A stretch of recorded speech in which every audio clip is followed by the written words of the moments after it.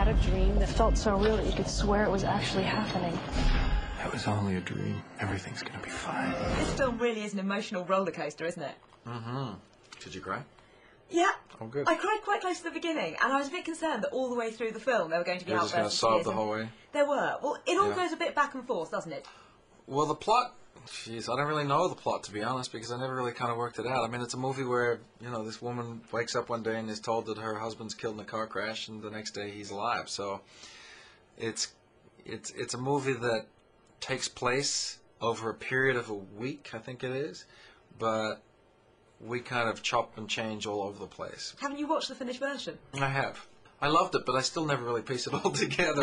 You know, I don't know if it made 100% sense to me. A lot of people are saying it's kind of supernatural, or it's this or it's that, and, you know, I don't feel like that's, you know, and the title, Premonition, are really just what the movie's about. I feel like, to me, it's a movie about this kind of lost love between these two people and this inability to communicate. Jim, don't go on this trip, please. What? What is it? Excuse me. I'm Claire Francis. It's nice to meet you. Yeah. Something bad is going to happen. One of the things that you're best known for is Nip Tuck. Mm-hmm. You were nominated for a Golden Globe for it. Mm-hmm. The series has become absolutely massive. Did you ever envisage that?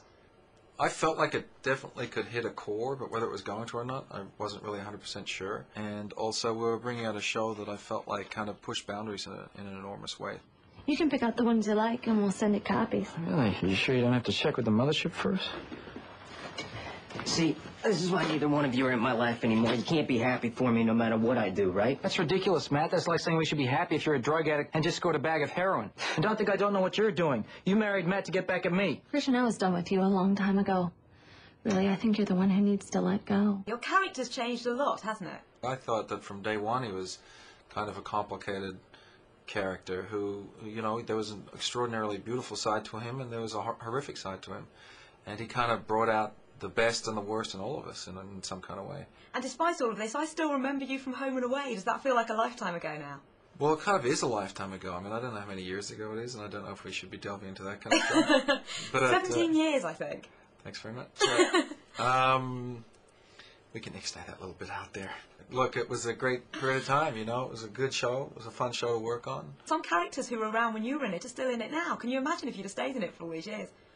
I can't imagine staying in it for all these years, but I think it's just hysterical. Or I saw a piece of it yesterday, and somebody told me that, like, Alf's still in it, and a couple of the little girl, Sally or whatever, she's still in it. She's grown up. You know, I haven't seen it, but I mean, she was probably, you know, when I was on it, how old would she have been? She'd probably be 30 by now, right? Maybe late 20s, but Late 20s, it's now on 5, the channel that this interview is for. Oh, really? Yeah. Oh, good.